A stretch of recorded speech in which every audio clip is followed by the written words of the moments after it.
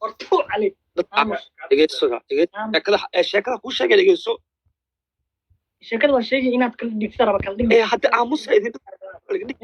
socda horta dadkayga la hadla ii dambe thank you so much kaarto chan mo cali wixii dhan wallahi ma fahansan tiktok ma fahansan uqsim billahi alayat ma fahansan hadda hal igu sheegoya xitaa waxa la dhooyaa meesh qof follow ka dheh umaad cilil dhoo igra al aad waa ku cusba waxaan liil balil hadal adii ninka saaxiibka waxa ka dhacday ay okay ko ku socona marka dhageystaya ninka saaxiibkay wax been ka sheegay waxa ogaha ka sheegaa oo soo baxay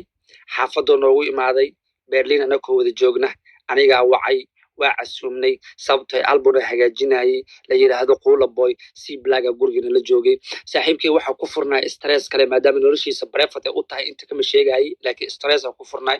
stresskii ku furnaa runta daa idin sheego stresskii asagoo ku furan anigu ka dabageeyay sababta ma aanan rabin inuu stress ku jiro ee waxa dhahay raaxayso gurigeyga joogtaa waqtigaaga qaado bood music duubo heesa sameyso sidii anaga ku balansaneen 3 biri 4 biri markuu gurigeena la joogay wuu bixi rabay waa waday waxa geeyay meesha tareenka alaabtiisa la qaaday waxa israacnay aniga iyo C Black alaabtii marka la qaaday meesha tareenka oo koray oo baxay meesha tareenka intaana ka soo laaban waxa arkay ninkii Instagram unfollow idahay haye igu socota unfollow idahay marka arkayna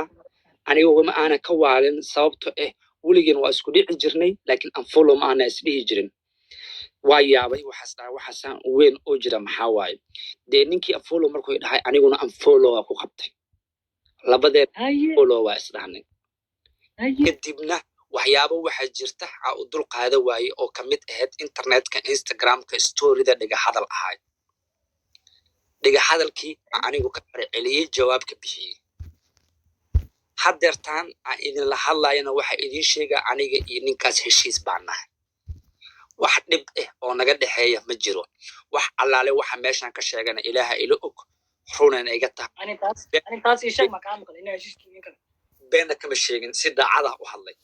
hadda marka anigu waxa rabaa inaa ogaado adiga iyo Munir waxa in ka dhex kacay 10 kulan ku ogaana may wali sheeka ay socoto waxaan ka rabaa Soomaalidu way taabataa aqlina way leeyihiin doode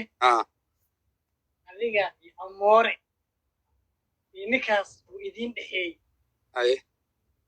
gurigan isla wada joogtay sheekada saaf ku maqal ii soo gaartay ay amoore muxuu ninkaas xal uga dhigtay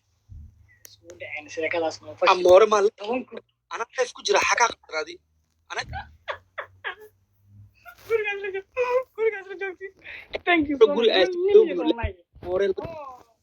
Amore 1 million oo like. Dhageyso amore shakhsi waaye laakiin se amore life kuma jiro anigu tayda midda dana waxa u marnaa video